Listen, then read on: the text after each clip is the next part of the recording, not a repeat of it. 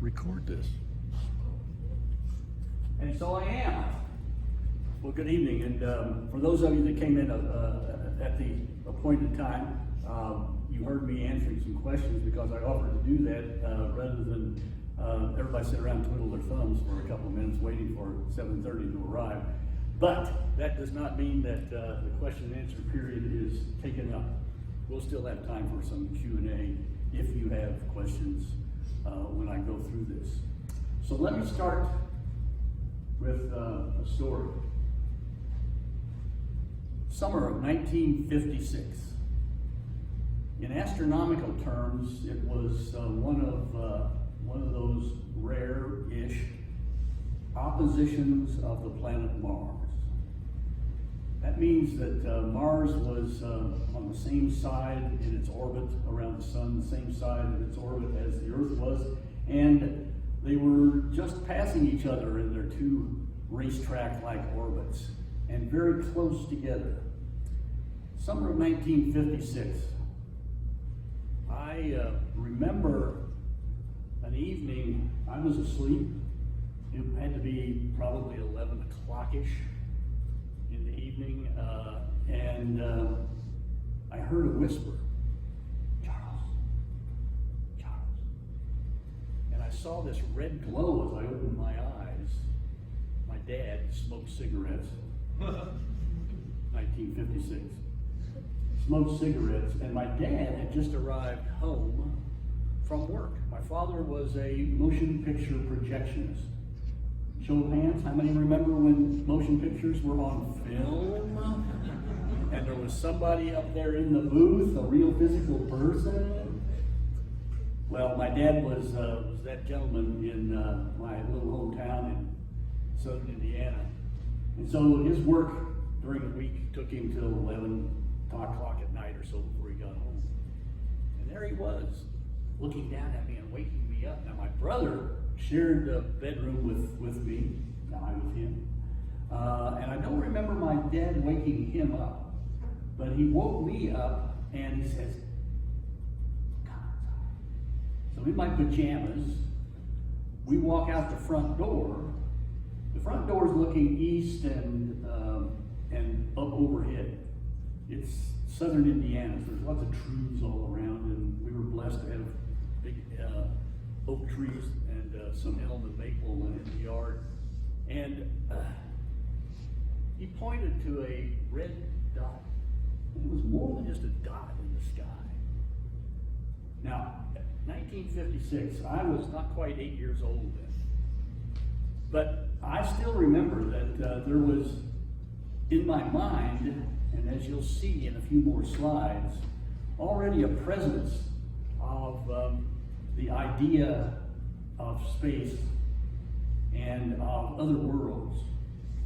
And he pointed to that light in the sky and says, "That's Mars.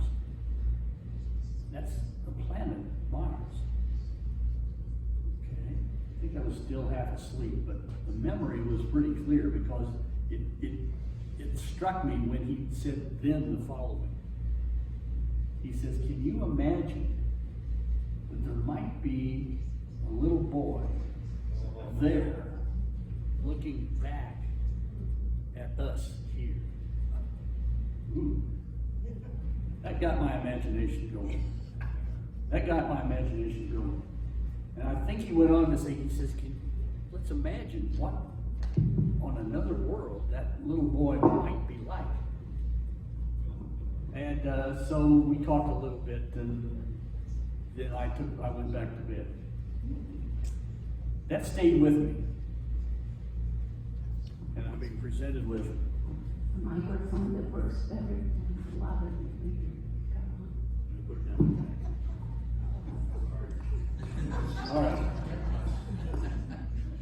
It's disconcerting. You can't hear what you're saying.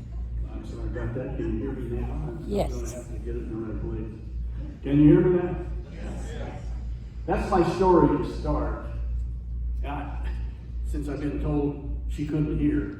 Did everybody hear my story? Do I need to repeat it? So, what was the problem? Mars.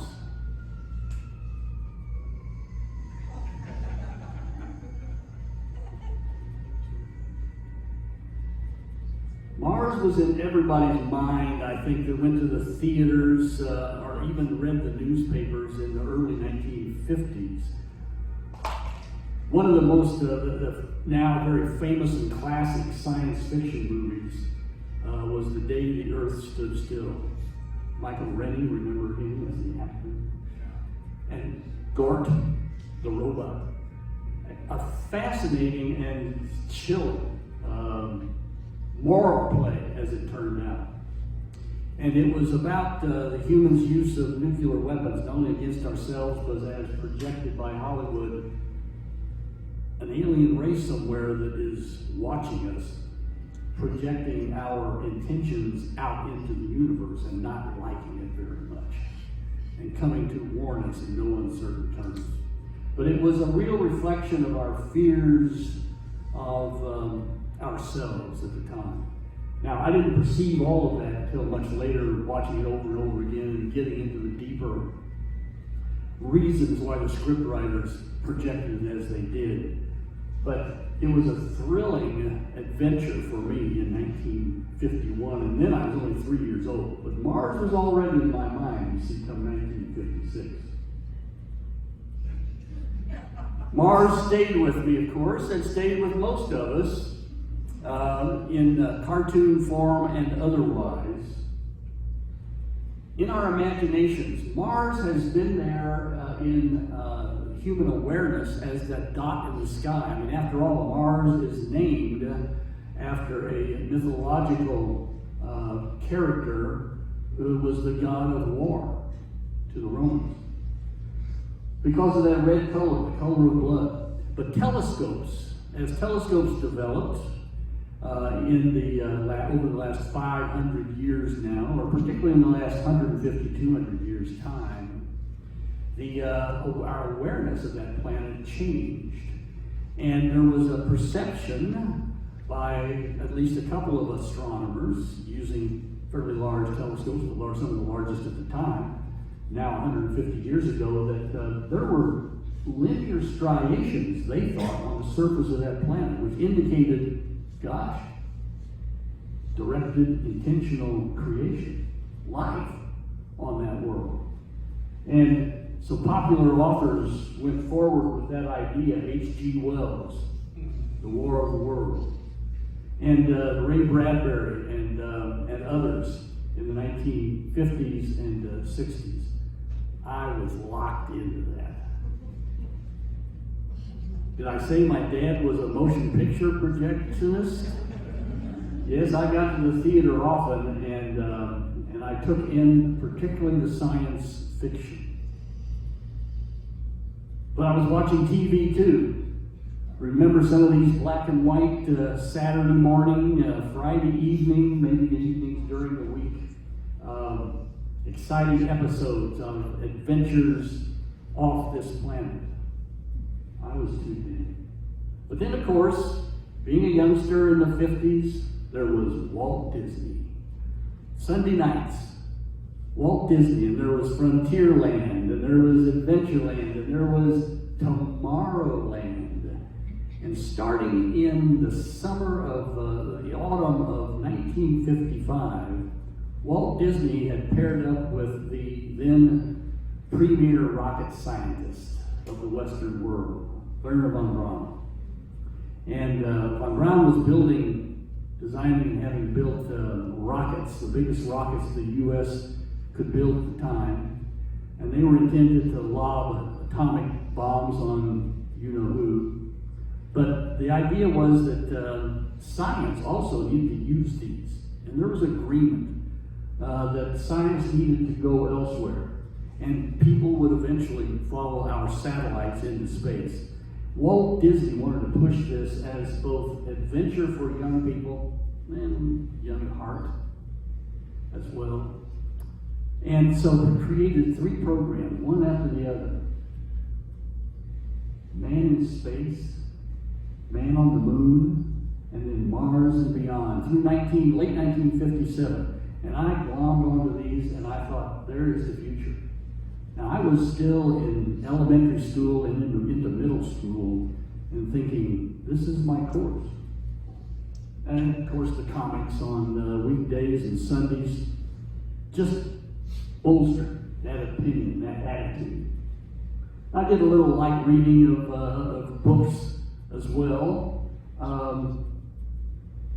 But I had a formal education like we all did. And because it was the beginning of the space age, the words or the acronym STEM was not a thing yet, but science, technology, engineering, math was still a focus, a new focus in the late 1950s because of the space race, the need to build bigger rockets to get farther out there, to have the high ground over our opposition, our competitors, political and ideological and otherwise here on Earth. Rockets were the thing, which meant, well, not only national security, but gosh, exploration.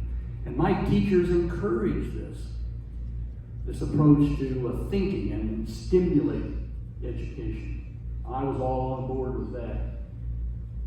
But I had other things too that kept me interested in the hands and the brain, the eyes, everything that we put together to make science become real. Remember Lincoln Logs? Early on, of course, I had my erectors set, and I had my chemistry, my Porter chemistry set, and of course, I got telescopes. Telescope after telescope. Probably started out, I didn't include the one up here that I started out with. I'm sure I had an R or a Pirate spyglass in the early 50s to start with.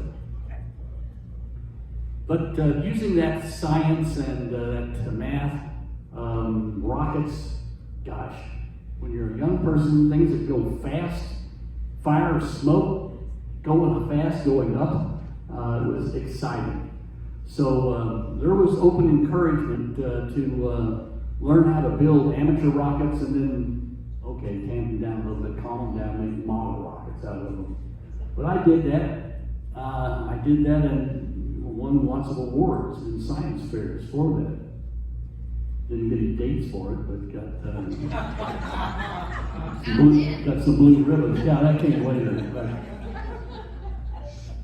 But along with the comic books and the Sunday and evening newspaper strips, there was a little light reading, well, some heavier reading that came along in time. And now some of you may remember seeing some of these books. A couple of them are classics right now. That lower right-hand book, Chesley Bonestell, and a science promoter of the day in the 50s and the early 60s, Billy Lay. Conquest of Space, a brilliant book, fascinating. I think I wore the copy out that my library had over the little story there. Some of those books, like the one in the upper right-hand corner, Express to the Stars by Homer A. Newell.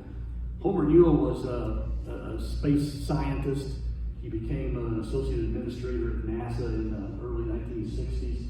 But he started writing about using rocketry to carry scientific instruments into space. That book fascinated me. I'd heard about it. I read something in the newspaper about it, talking about Dr. Newell. And I went to the library to get a copy of it, and the library says, librarian, spectacled librarian, behind the crouch, behind the desk, you come in. Right there, everybody has to confront her at that desk, of course. And I said, ma'am, I'm looking for this book. And she says, yes, we have it. I said, okay, where is it? She says, it's in the adult section. And you're obviously not an adult.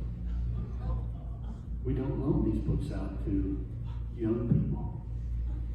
Now, this was probably 1959. I was 11 years old.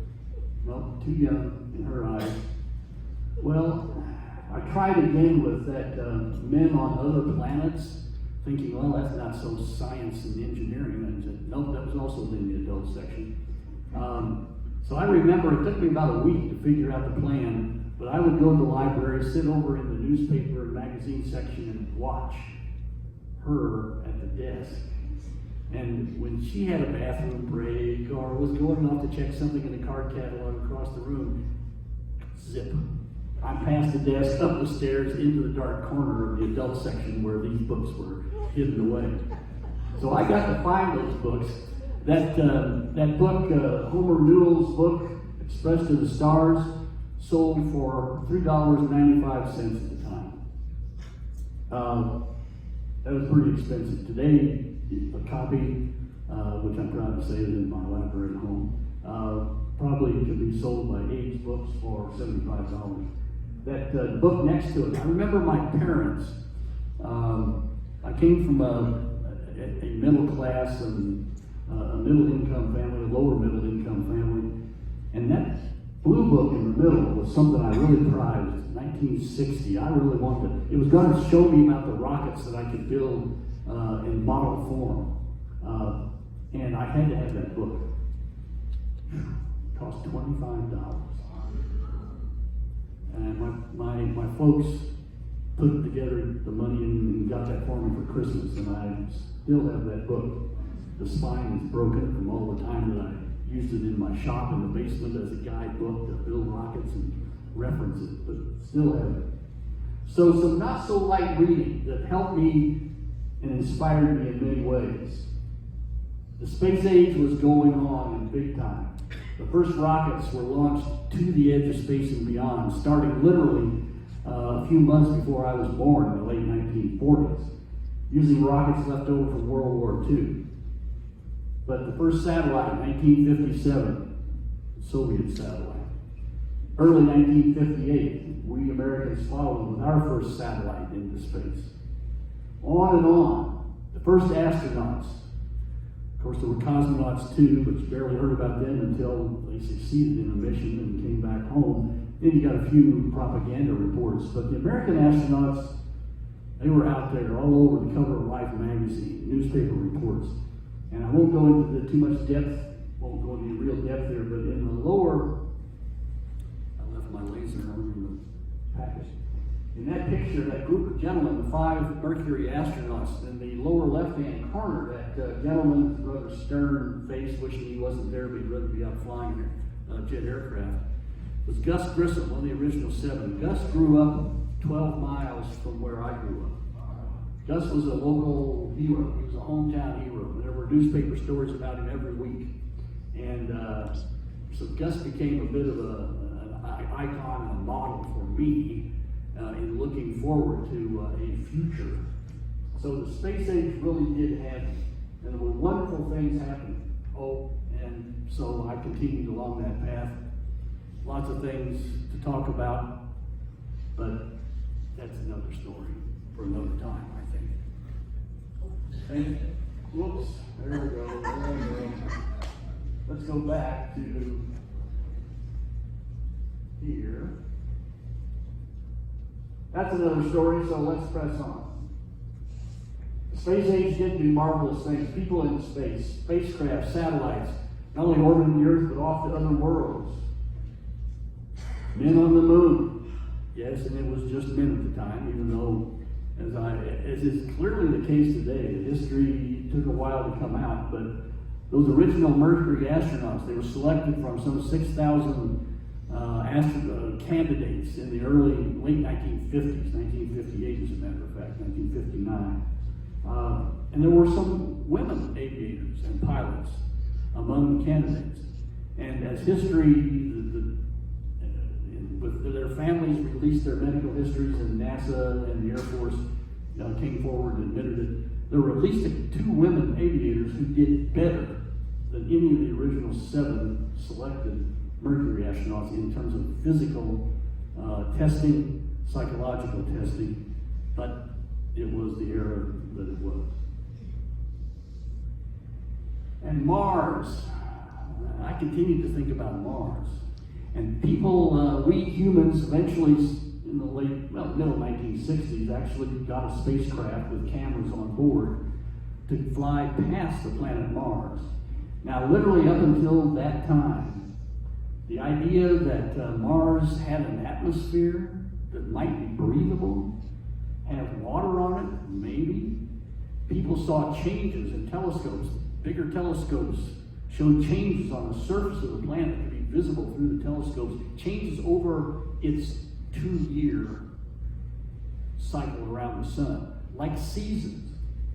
So literally up until 1965, there were still plenty of professional astronomers, space scientists, who thought that there's probably life on Mars. That spacecraft convinced us otherwise. Close-up pictures. It's as cratered as the moon, virtually as cratered as the moon. And it's a ruddy red, yes, just as it appears to the eye, but it's a rusted red.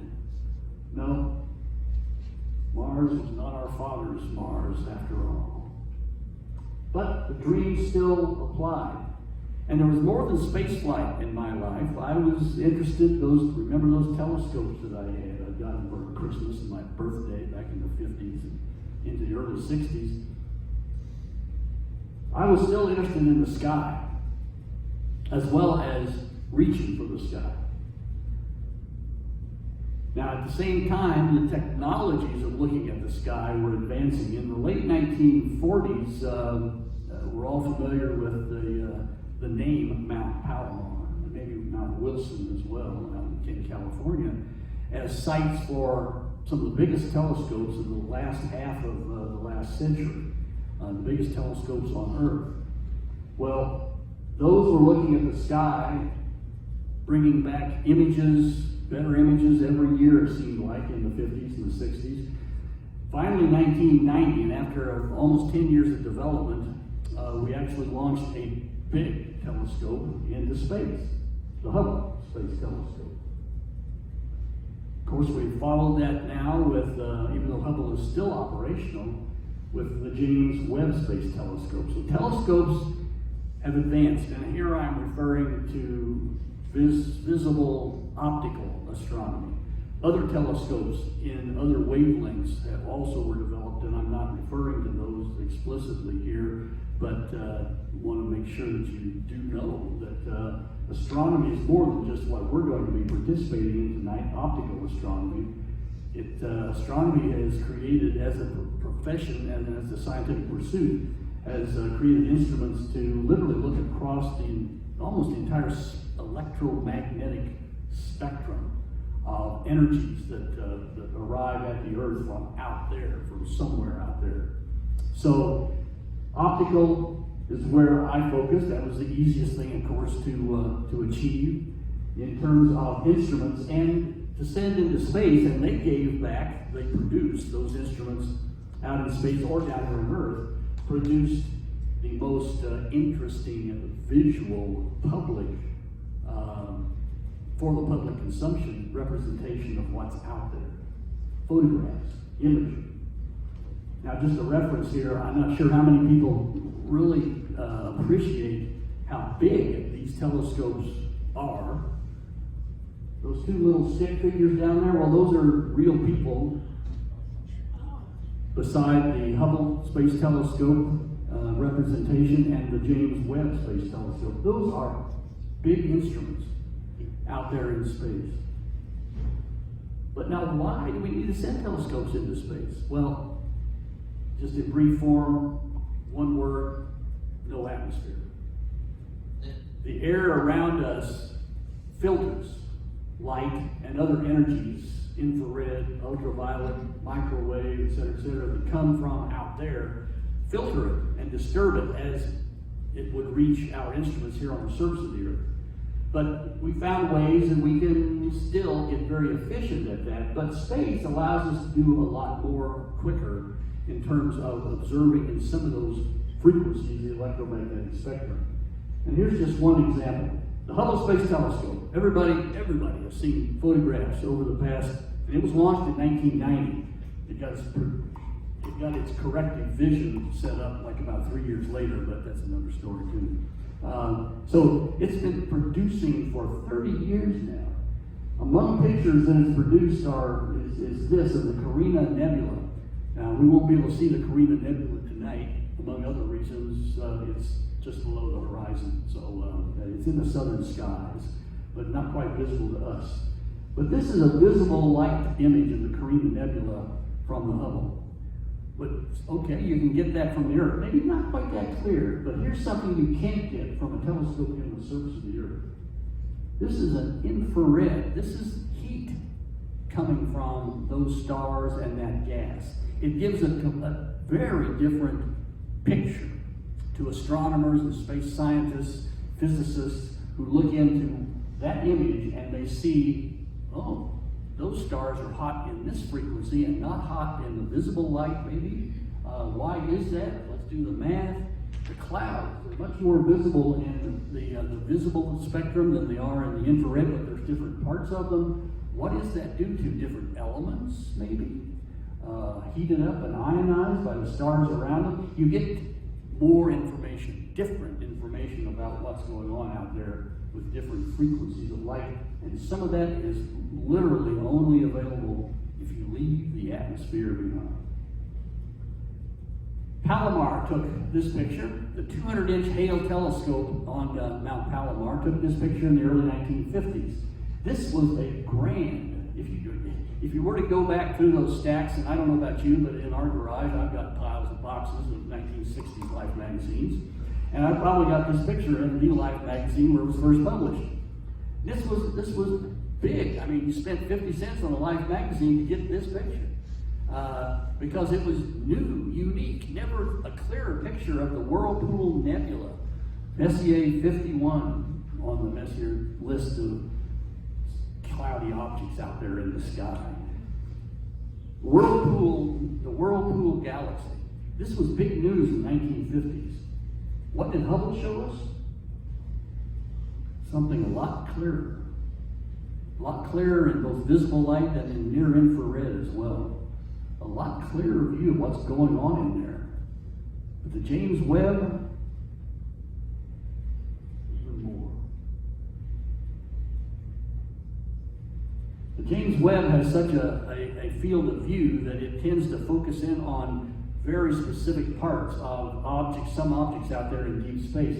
And this is a James Webb view. I've overlaid it with a Palomar view of that Whirlpool Galaxy. And you can see what the Webb telescope in the infrared range of light is showing us is going on in the way of new star formation in that galaxy that we never saw with any clarity at all going back a few decades. And Mars. There's a theme here, right? Mars. The 1950s, this was a photograph taken literally by one of those big telescopes, the Wilson or the Hale telescope from California in 1956, when my dad had me out on our front lawn looking at that red dot in the sky. Palomar was also looking at it, and this was a picture taken of Mars, one of the clearer pictures of Mars from that day, those days. This is what Hubble sees. Clearer pictures taken from space of those worlds out there, giving us real insight into what goes on there climatically, environmentally, atmospheres, etc. And the James Webb telescope, it can focus with so much intensity in the infrared on these objects that it doesn't see the same kind of image that our eye sees, but it sees a lot more. It sees literally in the infrared emissions from the surface of the planet where there might be water, where there has been water, where there are minerals that were water formed, etc. So James Webb is giving us new Mars is in fact the closest object that the James Webb telescope can take images of. And it's because the James Webb telescope is sensitive, very sensitive in heat, in the infrared range of the spectrum, that it's made to look out to the edge of the universe and see the dimmest stars. And when you try to focus on something that is a trillion times, many trillions of times closer, the hot planet Mars, you get burn-in like this. So it tells us things, but it's not the best instrument to look at Mars. These telescopes, we've talked about the Hale telescope, the Mount Palomar telescope. There's a human being there in that picture. Well, stick figure. Just for scale. There's the mirror, the 200-inch mirror of the Hale telescope. Now here's the same, at the same scale, the Hubble and the James Webb mirrors. But there are other telescopes, of course, around the world. There have been millions and millions of dollars put into developing ground-based telescopes with a variety of technologies that you can ask our friends from TAAA about some of these telescope technologies that are at play, including the Large Binocular Telescope, about 55 miles that way, to Mount Brigham here in Arizona. And in the next few years, we expect and hope, if the native peoples of Hawaii will agree to let it happen, the 30-meter telescope that's going to be built on Mauna Kea at about 14,000 feet in altitude on the Big Island of Hawaii.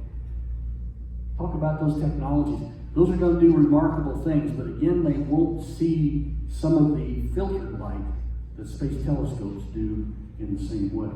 But astronomy is taking place in a big way, continuing in a big way, bigger ways here on Earth, as well as out in space. Well, let's close out by showing you that little red dot circle down here is it is around a spot in the night sky. It's in the southernish night sky, and we could barely see it here during some parts of the year. That spot was chosen by astronomers and operators of the of the Hubble Space Telescope back in the 1990s, and then again in 2003, to literally focus the telescope and let it stare at that spot in the night sky. Stare at that spot for hours. What would it see?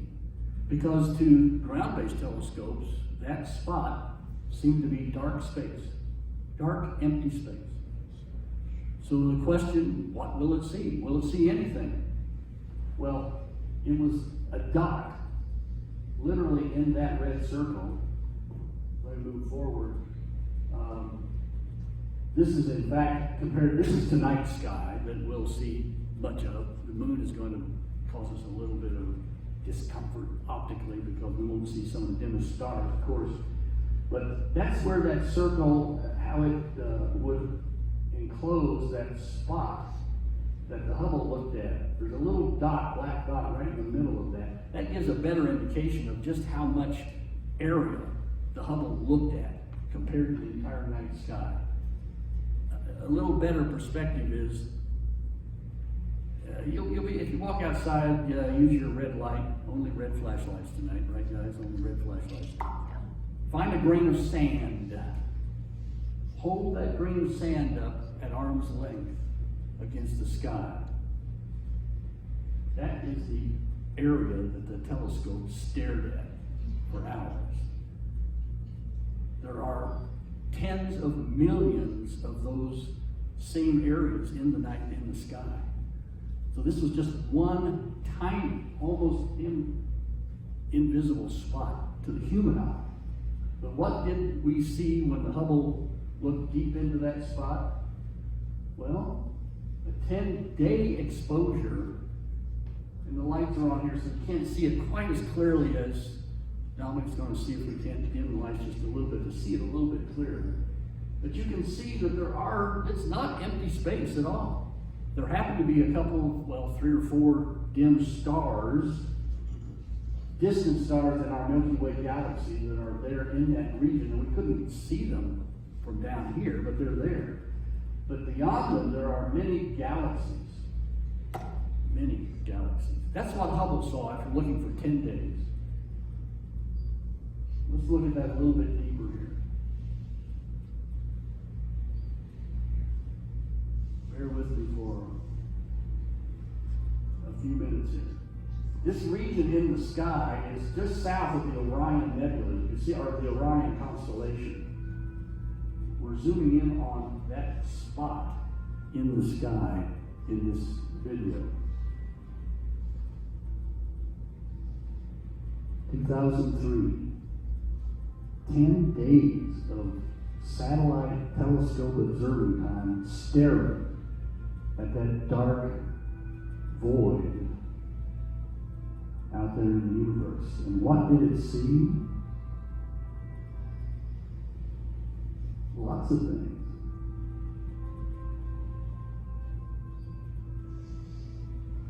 Deepest visible light image into the universe.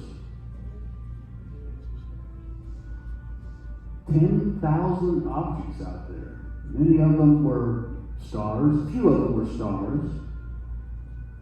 Stars in our own galaxy, close by, relative to everything else. But there were other larger objects that were galaxies, that are galaxies, although we're seeing the light from them from millions of years ago.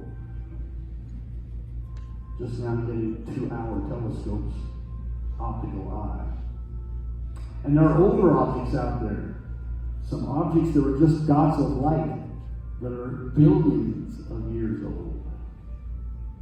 Probably the first nascent cores of what later would have become galaxies, but we won't see the light from those later mature galaxies at those locations for another billion years or so. Now, this attempts to look at, stretch out that view to represent the fact that this wasn't just two dimensions. It's not a screen, a flat screen that the telescope was looking at. It's looking into deep space through billions of light years of distance. And the nearest stars are a few thousand light years away.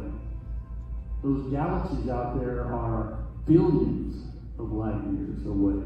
Tens, hundreds of millions of times farther away. And so this view just astounded even astronomers with the diversity as well as the number of things out there. We move forward. This is another view of that spot in the sky. It gives you a representation, another representation of just how small that spot is.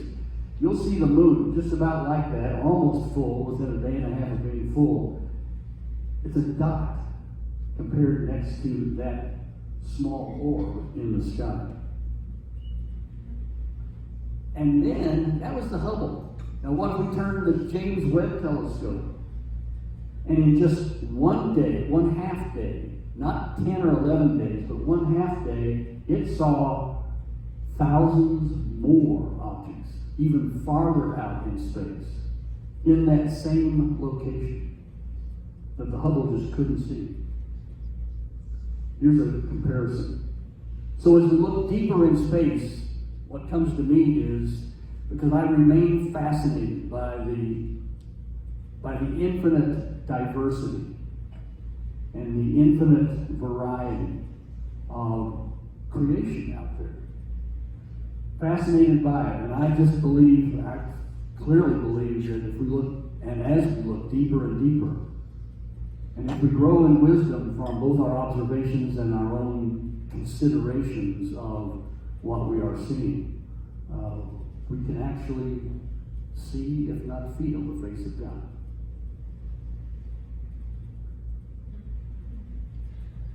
Yeah. Leads us from this world to another. So let's have a party.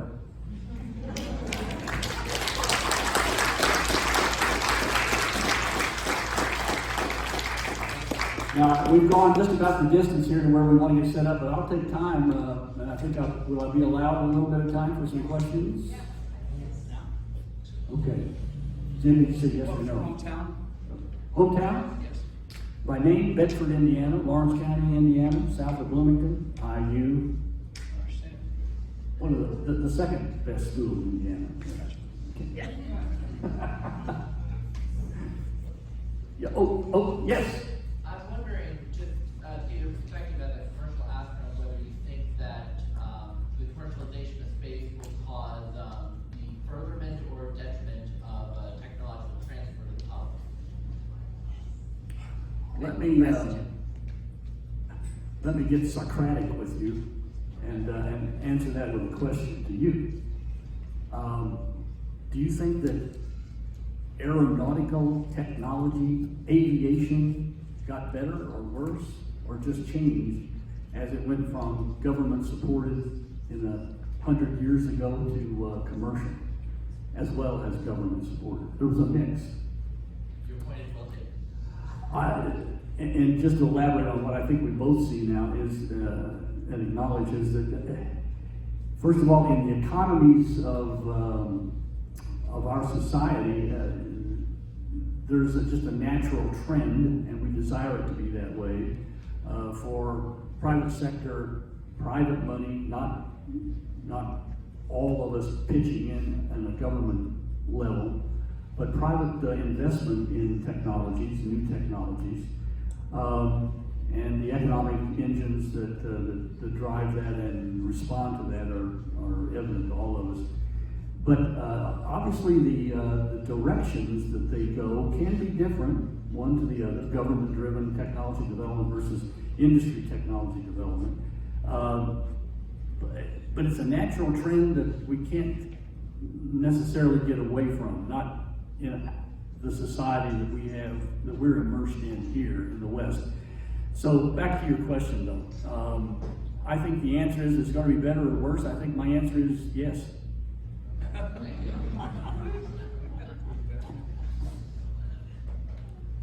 Another question, or should we go to cookies and lemonade and water and scoping? Scoping, okay. Scoping. Thank you. Thank you for your attention.